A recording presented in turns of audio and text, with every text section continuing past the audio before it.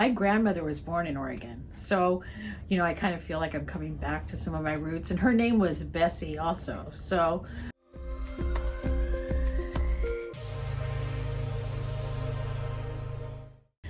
I grew up in Northern California on a cattle ranch, and then subsequently got married, moved to Southern California, and spent 25 years in Southern California. And a long story, started, got in the automobile business down there. And Gresham was an opportunity where I could have equity, where I could be the dealer that called the shots and so forth. And one of the reasons we came to Gresham was that we've been very successful in diverse markets in Southern California. As a matter of fact, the dealerships that I managed probably did 80 to 90% of their marketing in Spanish. It was in southeast Los Angeles, and been very successful there. And so as the community was changing here, Ford thought it was a good fit, because Ford actually interviewed us for the opportunity here. I truly don't know a heck of a lot about cars, okay? I mean, I'm not a car aficionado, but I do consider myself a people person. And I think the car business is a people business, as any retail business is. Yes, I have a picture in my office. You can see it over there on the board, that there's a Ford meeting in the 1950s, and there's not one woman in the room. And so I keep that on my bulletin board with a picture of my granddaughter's sorority, because it's just to see how much the world has changed in those, 60 years, if you will. It's been a blessing. I consider, I think you can either, say all the things that it hasn't been, but I think it's been just such a blessing for me to be at the right place at the right time, and to work hard. And yeah, there's not a lot of women in the business, and there's certainly not a lot of women in the business that their family didn't own the dealership, if you will. So yeah, I'm pretty much a unicorn in the car business. Women in general have become just way more desirable employees for lots of industries, because they, 50% of the market is women, okay?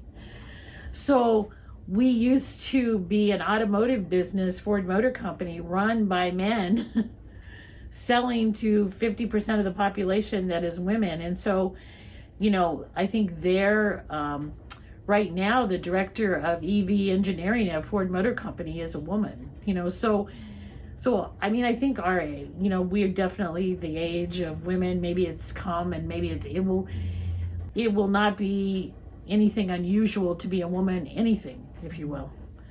I'm sure we'll have a woman president someday.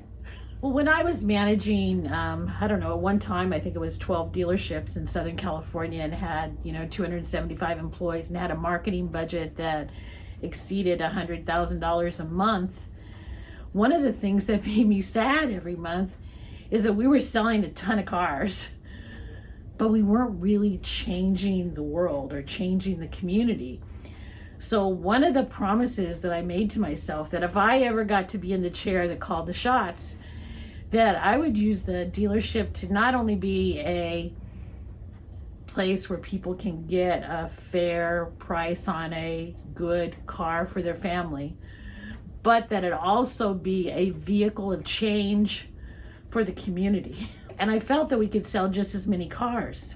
And I think I've proved my point, if you will.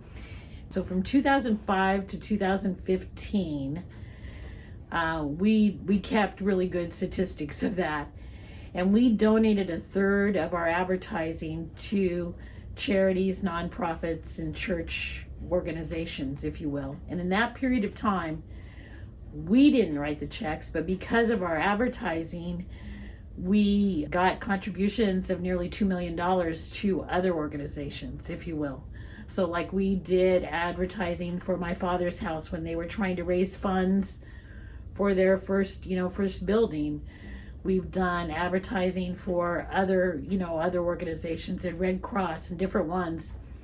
And so from our ads, people donated. We didn't write the checks, but I think we've sold just as many cars if we'd said, come on down and we'll sell it to you real cheap this weekend, that kind of thing.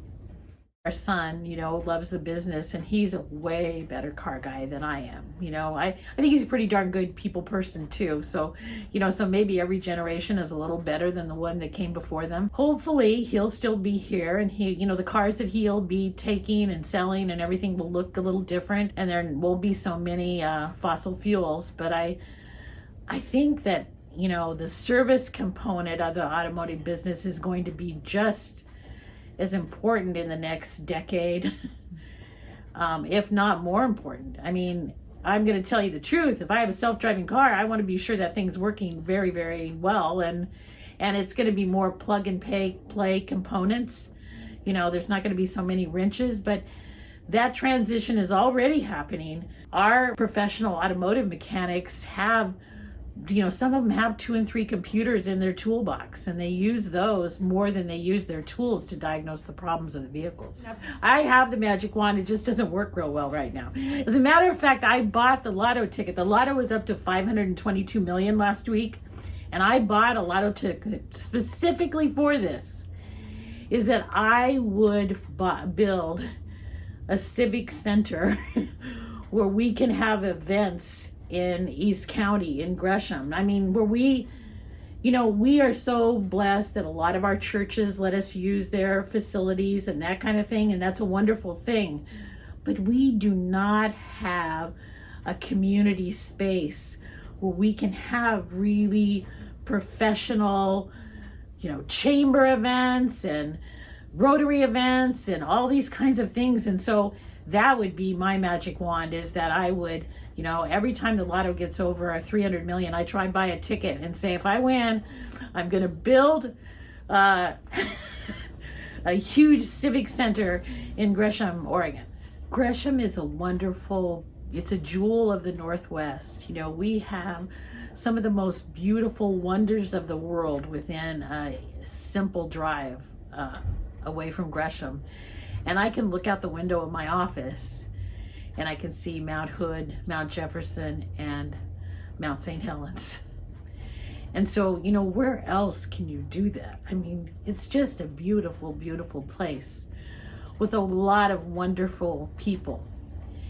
And I just hope that we continue to grow. It's, we don't want to be Mayberry, but we certainly don't want to be Portland either. And so we want to be somewhere there in the middle where we really care about each other. And I've always felt that. Like, I've always felt welcomed here. I've always felt that, when I go through the supermarket, that, if I drop my wallet out of my purse, somebody's going to pick it up and give it back to me. And so Gresham is where I'd want to raise my family.